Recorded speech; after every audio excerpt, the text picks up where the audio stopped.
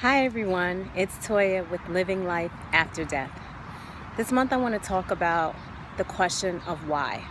When we lose our loved ones, that is a very, very common emotion that we first experience, whether the death is sudden or that person has been sick for a long time.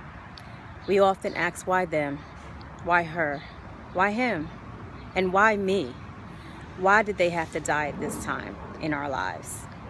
And sometimes that question even goes into why God? Why did God allow that to happen? Why are they not here with us in the physical?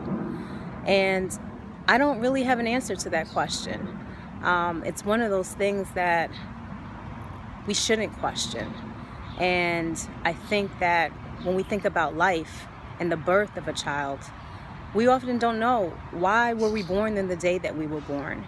Why did that pregnancy turn into a life and that delivery happen at that very moment?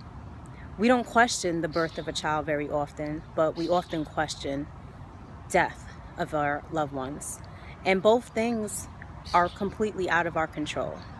It is ultimately God who decides when life begins and when life ends. What we do have control over is what happens in between it. I look to my grandmother who lost her mother when she was just 9 years old, and the struggles that she went through during her life was very difficult for her. But ultimately, she had to decide to keep living life. She had to decide that God did place a purpose in her life, and she did have to keep living. So what she did was she took her strength, she prayed, and she continued to live her life, regardless of the circumstances that were placed upon her. And I encourage you all to do the same. Don't take your loved one's life that's not here and stop living yours. Continue to pursue your dreams and aspirations. We don't have control over the start of life or the end of it, but we do have control over what happens in between.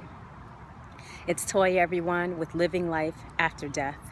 I ask you to continue to have God at the center of your life, to give you the strength to keep living life abundantly.